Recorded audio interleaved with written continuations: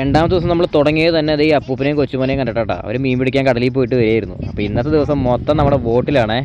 ഇന്ന് full day ബോട്ടിൽ കളിക്കാൻ പോവാണ്.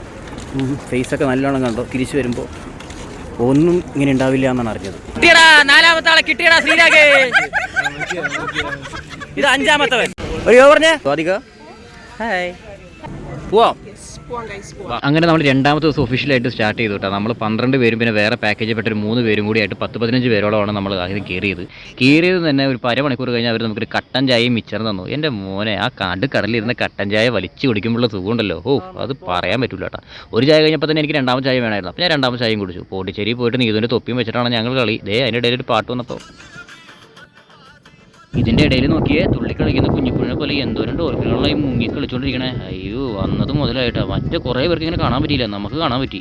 ഇതിൻ്റെ ഇടയിൽ കവിത ചേച്ചിക്ക് ഒരു സംശയം, പാവം. ഈ കടലിൽ വരുന്നവർക്ക് എങ്ങനെയാണ് നമുക്ക് എങ്ങോട്ടാണ് തിരിച്ചു കൊണ്ടുവന്ന് അറിയാൻ പറ്റുന്നത്? ന്യായമായ സംശയം. അതുകൊണ്ട് നമ്മൾ ഉത്തരം പറയാൻ നിന്നില്ല. നേരെ മണിച്ചേട്ടൻ്റെ പാട്ട് വീണ്ടും 2 സ്റ്റെപ്പ് ഇടാൻ തുടങ്ങി. ഭക്ഷണം കഴിച്ചിട്ട് നമ്മൾ നേരെ സ്നോർക്കലിങ്ങിനെ പോകണമെന്ന് പറഞ്ഞേട്ടാ. സ്നോർക്കലിംഗ് എന്ന് പറയുന്നത് തലയിലും മൂടി പോലത്തെ മാസ്കും വെച്ചിട്ട് ചേട്ടൻ നീന്താരെന്ന് വെച്ചപ്പോൾ കുറച്ചറിയാമെന്ന് വെച്ചു. എന്നാലും ജാക്കറ്റ് ഇട്ടിട്ട് അയാളുടെ കൈയും പിടിച്ചോട്ട് കയറി കെട്ടിയ കയറിൽ പിടിച്ചോട്ട് പോകുന്ന പോക്ക് കണ്ട മോനെ.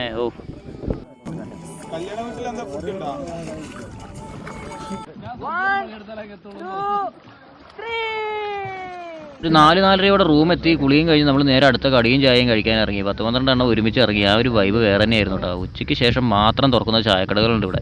ചായ കൂടി കഴിഞ്ഞിട്ട് നമ്മൾ നേരെ പതുക്കെ നടക്കാൻ ഇറങ്ങി. ലക്ഷദ്വീപിൽ വന്നു കഴിഞ്ഞാൽ നിങ്ങൾ വേറൊന്നും പ്രതീക്ഷിക്കരുതേ. ഇതുപോലത്തെ സൺസെറ്റും ഇതുപോലത്തെ മനുഷ്യന്മാരെയും കുറേ തെങ്ങുകളും ഇതാണ് നമുക്കിവിടെ ഏറ്റവും കൂടുതലായിട്ട് കാണാൻ പറ്റുന്നത്. ഇത് കാണാൻ വേണ്ടിയാണ് ഇത്രയും ആൾക്കാർ ഇവിടെ നിൽക്കുന്നത്. വേറൊരു രസമുള്ള സംഭവം വന്ന് കാണുക തന്നെ വേണം. ഇതെന്താ അറിയോ, ഞങ്ങളുടെ ഇവിടെ ലക്ഷദ്വീപില് ട്രിപ്പിന് വന്നിരിക്കുകയാണ്. ബ്രൈഡാണ്, കല്യാണം സെറ്റായിട്ടുണ്ട്. ഇതാണ് നമ്മുടെ കൂടെ ട്രിപ്പിന് വന്ന കല്യാണം കാര്യങ്ങളൊക്കെ നടക്കും. ഇതുണ്ടോ ഒക്കെ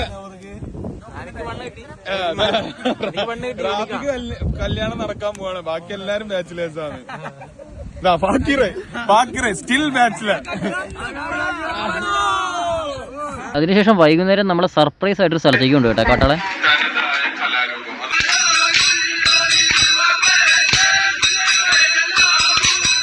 പറയുന്ന ഉലക്കിമുട്ട് എന്ന് പറയുന്ന പരിപാടിയിൽ നമുക്കും പങ്കെടുക്കാമെന്ന് പറഞ്ഞു. നമ്മളുടെ കളി നമ്മൾ അവസാനം വരെ നിന്നിട്ടോ. അവരുടെ കൈയൊക്കെ അവസാനം വേദനിക്കാറായി എന്ന് അറിഞ്ഞപ്പോൾ നമ്മൾ പതുക്കെ തോറ്റു കൊടുത്തു. അല്ലാണ്ട് ഞാൻ ഔട്ടായി പോയതൊന്നും അല്ല കേട്ടോ. അത് നിങ്ങൾക്ക് കണ്ടാൽ തന്നെ അറിയാമല്ലോ.